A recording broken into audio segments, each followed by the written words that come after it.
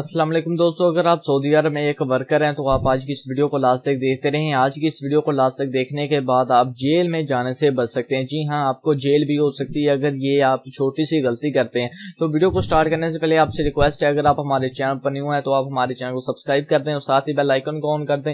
उससे ये होगा जब भी कोई भी मैं न्यू वीडियो अपलोड करूंगा तो उसकी इन्फॉर्मेशन सबसे पहले आप दोस्तों को मिल जाएगी।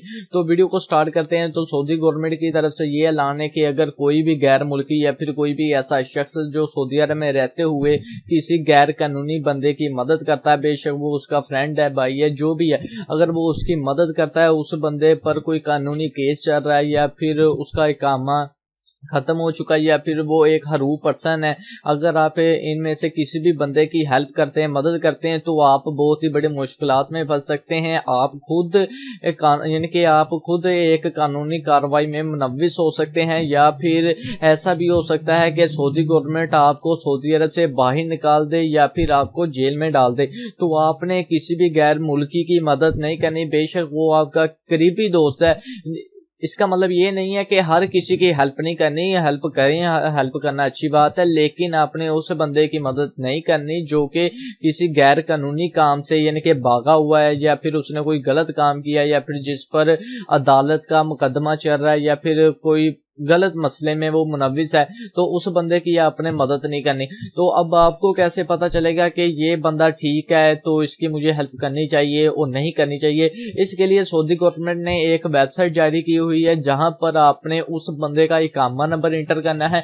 जैसे कि स्क्रीन पर आप देख सकते हैं, तो यहाँ पर आपने उस बंदे का नाम लिखना है, इकामा नंबर इंटर करना है। इंटर करने के बाद आपको पता चल जाएगा कि ये बंदा यानी कि ठीक है, इस पर कोई कानूनी कार्रवाई या कानूनी मुकदमा तो नहीं चल रहा है। इससे आपको पता चल जाएगा अगर वो बंदे पर कोई कानूनी मुकदमा नहीं चल रहा तो फिर आप उसे रिहाइश दे सकते हैं। अगर उस पर कोई मुकदमा चल रहा है तो फिर आप उसे खैराबाद कह दें। तो एक और लाइन आप स्क्रीन पर जैसे कि देख सकते हैं, जब आप उसका इकामा नंबर इंटर करेंगे तो अगर इस तरह की लाइन शो होगी तो इसका मतलब ये है कि वो बिल्कुल ठीक है, उस पर कोई कानूनी मुकदमा या फिर वो एक हरूफ पर्सन नहीं है। तो दोस्तों, वीडियो के नीचे मैं आपको एक लिंक प्रोवाइड कर दूंगा। जब वहां पर आप क्लिक करेंगे फिर आपके सामने एक वेबसाइट ओपन होगी और वहां पर आपको वेबसाइट का लिंक मिल जाएगा। तो वहां पर जाकर आपने इकामा नंबर वगैरह एंटर करना है। तो वीडियो के नीचे आपको लिंक मिल जाएगी, तो वो लाजमी चेक करें। एक और बात, अगर आप सऊदी अरब में रहते हैं, अगर आपका हरूफ लगा हुआ है या फिर आपका इकामा एक्सपायर हो चुका है या फिर